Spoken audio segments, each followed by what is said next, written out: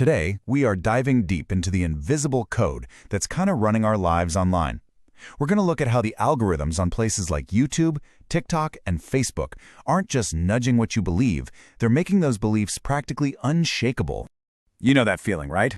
You're just scrolling and it starts to feel like you're in this weird loop, seeing the same takes, the same opinions over and over and over. It's like you're in a room and all the voices just start to blend into one. But what if that's not just a feeling? What if it's by design? Okay, so here is the big twist. For years, we've all been worried that algorithms are radicalizing people, pushing them to the fringes. But the evidence, it's pointing to something way more subtle and, honestly, maybe even more powerful. The goal isn't to change your mind, it's to lock it in place.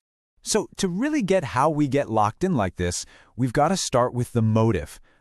What are these incredibly powerful systems actually built to do in the first place? Well, the answer is pretty simple, and it's all about business. The one and only prime directive for these recommendation engines is to make money. They need to maximize everything: engagement, retention, conversion. They just want you to stay on the page longer, click more stuff, share more stuff, and for sure, come back tomorrow. It's just a machine built to optimize for your attention. And that brings us to the most crucial point. What's missing from that list? See, nowhere in that core mission does it say, make sure the user gets a balanced political diet, or let's promote some cognitive diversity. No, those things are seen as costs, not goals. The system isn't trying to be a healthy town square. It's trying to be the world's most addictive shopping mall. All right, so we know the motive now. Let's get into the methods. We're going to break down 5 really specific mechanisms. Think of them as 5 locks that these systems use to basically pour concrete around our beliefs. So lock number 1 is emotional weighting. The algorithm is a super fast learner when it comes to our emotions. It figures out almost instantly that stuff that makes us angry or disgusted or feel totally certain about our morals, well, that's the stuff we can't look away from. So it serves up that emotional gut punch, and the calm, nuanced stuff, that gets shoved to the back of the line. Now, for this next one, picture the algorithm as a detective who's just a little too eager. You leave one tiny, tiny clue, maybe you pause for half a second longer on some video, and to the algorithm, that's not just a clue, it's a full confession. It immediately jumps to a conclusion. Aha, I've got him. This person is totally into this, and it starts building an entire world of content for you based on that one tiny signal. This is where the walls of your echo chamber really get built brick by brick. See, every time you like or share something that fits your worldview, you're giving the algorithm a little treat, a bonus point. And every time you quickly scroll past a video that challenges you, you're hitting it with a penalty. Over time, the system builds this cognitive immune system around you, and its only job is to filter out any and all information that might make you uncomfortable. This one shows you just how deep this whole thing goes. It's not just about what topics you're interested in. It's about how you see those topics. The algorithm figures out your moral language. Do you tend to see issues through a lens of, say, fairness and equality, or is it more about harm and care? Once it knows your frame, bam, it only feeds you content that speaks that exact same moral language, which makes it almost impossible to even understand where someone with a different frame is coming from. And finally, the algorithm basically manufactures a consensus out of thin air. By constantly showing you videos that align with your views, all with crazy high like counts and view counts, it creates this really powerful illusion. It makes you feel like, wow, everyone agrees with me. This isn't real social proof. It's synthetic. It's a digital reality designed to make your convictions feel not just correct, but overwhelmingly popular. Okay, so we've just walked through the 5 locks. Now let's see what happens when they all click shut. This is the big aha moment. This is the end result of this whole process. And this brings us right to the absolute core of the issue. We thought the problem was radicalization, the algorithm pushing us down some dark path.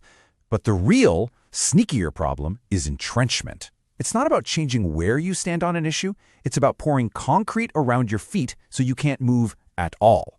It just makes whatever you already believe completely and totally unshakable. And this entrenchment gets you on 3 different levels. Cognitively, it just becomes exhausting, too much work to even try to understand other views. Emotionally, that little bit of discomfort you feel when you see a different perspective, it starts to feel like a genuine threat. And, this is the most powerful one, it hooks into your identity. Your beliefs stop being opinions you have, and they become a fundamental part of who you are. And at that point, any challenge feels like a personal attack.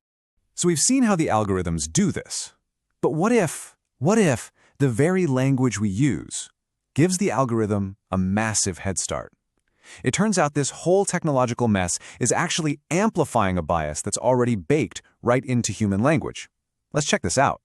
I mean, just look at the words themselves. The word progressive literally comes from progress, moving forward. It has this built-in positive vibe of hope and making things better.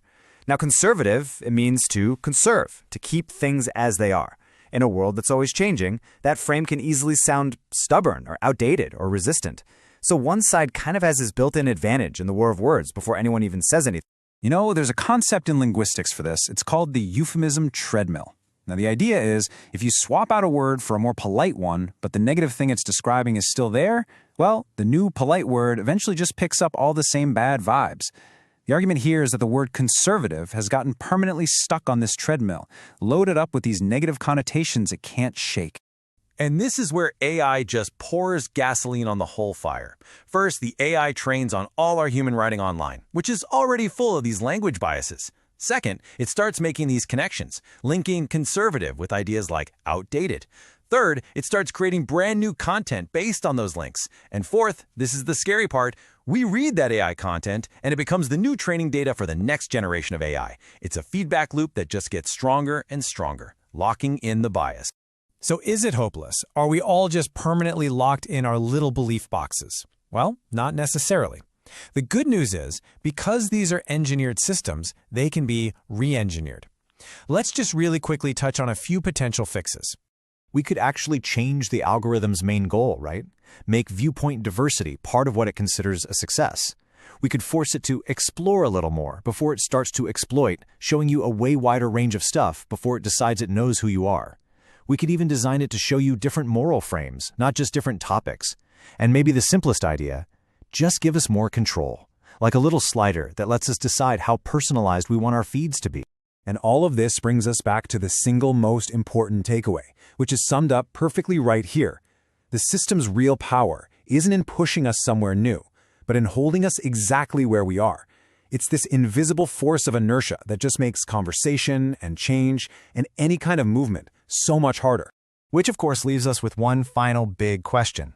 If the whole job of the algorithm is to lock you in, then who holds the key? Just knowing how this all works, that's the first step. It's about questioning what you see, actively looking for different perspectives, and challenging the illusion of consensus in your feed. Thanks for tuning in.